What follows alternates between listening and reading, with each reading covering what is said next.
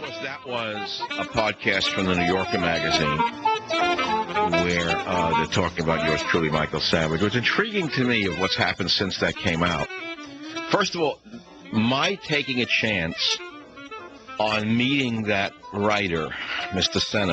Senstrom, paid off in the sense that it wasn't a hit piece. And I gambled that my instincts were right because I figured, look, if he's a music critic for 7 years, if he had been a music critic for 7 years for the New York Times, then he's hearing me. He's hearing the man underneath the polemics. He's hearing the artist underneath the polemicist. And he just might, do the right thing, and he did. So, number one, it restored my faith in humanity. That's number one. But what's really weird is the way he's being treated by so-called liberals. They're ripping the New Yorker. They're ripping the writer.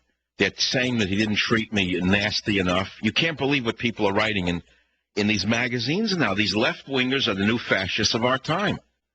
There are many decent people out there who say, all right, I'm a liberal politically, but they're not fascists. They're not radical left-wing fascists. What we have emerging in this country are radical left-wing fascists, and they're all around Obama. They're radical left-wing fascists. Don't you see the reactions?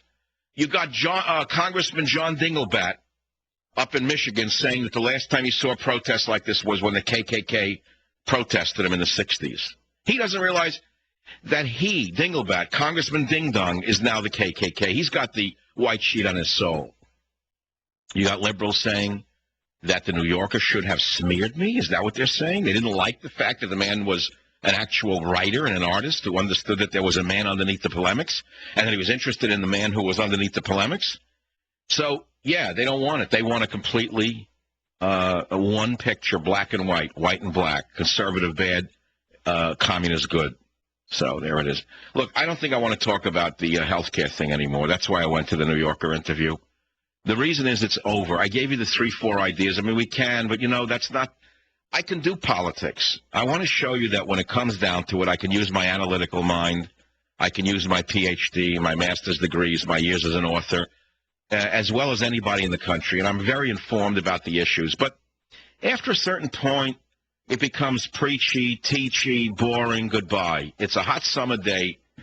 It's August. I'm cognizant of the fact that most of you are on, ball playing time or whatever, and that you heard enough and you made up your mind one way or the other. I'm just giving you 4 ways to cut health care costs that the Democrats are not even talking about because they're owned by these special interests. That's all.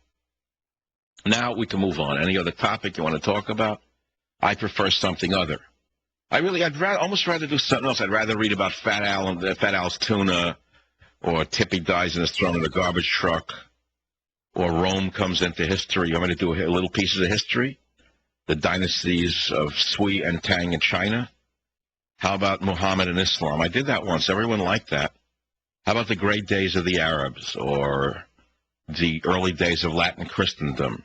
Boring, huh? How about the intellectual revival of the European? The American War of Independence. There's so many things we could talk about other than healthcare reform. I mean, I watch I watch too much television, I admit it. So I often watch either military history or National Geographic.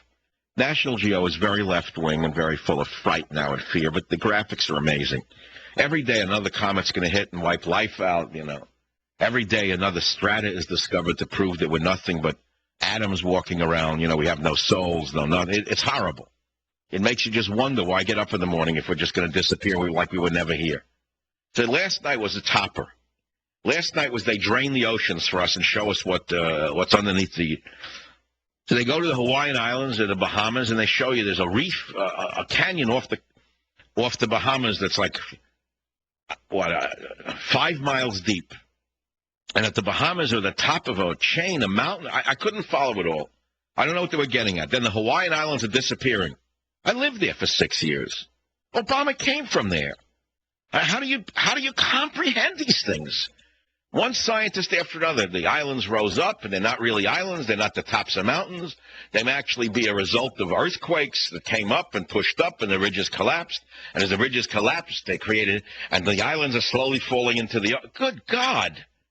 You mean everything's going to disappear? It's all doom and gloom. So it's very difficult to deal with television these days. Everything's a nightmare. So you try to find something positive. It's not easy. It's very hard to find entertainment per se. And I think I'm through watching Mad Men. I'm through with it. I realize it's so negative. It's so cynical and negative, I'm never going to watch it again. It's making people sick. I don't recommend it at all. I highly recommend you don't watch Mad Men. It's a horrendously negative set of stereotypes written by very small-minded people. The more I've watched it, the more I realize the genius of artists and how negative and how they poison your mind. Thumbs down to Mad Men. Never watch it. It's dangerous. Savage. Michael Savage. Afternoons 3 to 7 on Talk 910 KNEW and online at 910KNEW.com. Coming up next from San Fran Freak Show, The Savage Nation. From Talk 910 KNEW. Borders, language, and culture. You care about these things. I tell you why they're important. The Savage Nation, weekdays 3 till 7 on Talk 910 KNEW. Warning. The Michael Savage Show contains adult language, adult content, psychological nudity. Listener discretion is advised.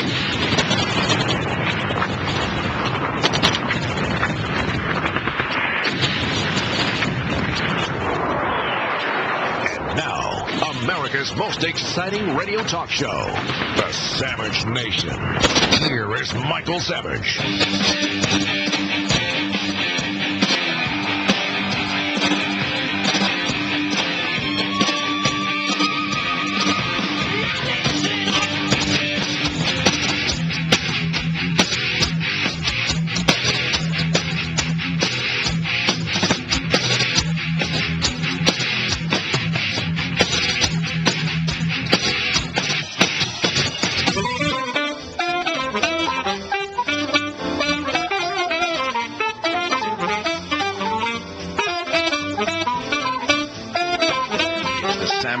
Talk Radio, Michael Savage. 1-800-449-8255 is the phone number. I've given you 4 methods of reducing costs in the healthcare system, none of which have been offered by the Obama administration, other than the hatred coming out of the mouths of Specter, McCaskill, Sebelius, Congressman Ding Dong, and the others. They're in the hands of the special interests, as you well know. So since I've covered the waterfront politically and given you some good ideas, we're going to do other stuff. In the last hour, I played a webcast from the New Yorker folks who did the article on me. And I raised the issue of liberals attacking the New Yorker for not having made me look bad enough. They didn't like the fact that they didn't make me look bad. And I want to ask you listening to this show, those of you who read, those of you who still read magazines, publications, websites, which magazines, which websites, which channels are attacking the New Yorker for having not made Michael Savage into an evil man?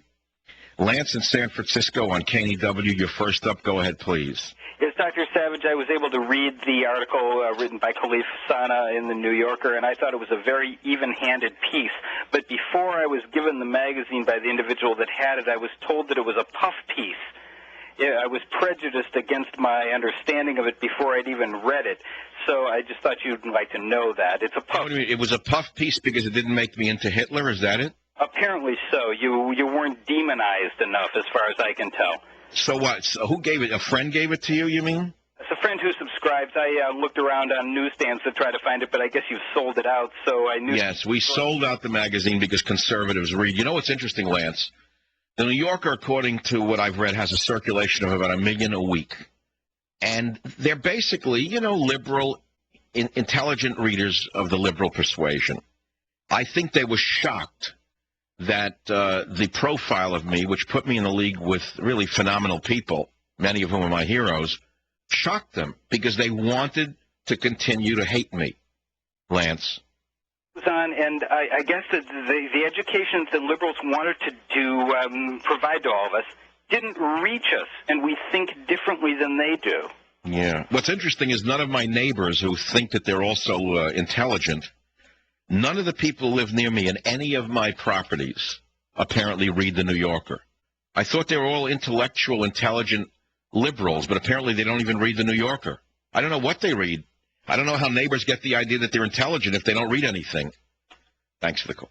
So, I mean, I don't want to do doctors and hospitals. What else is in the news?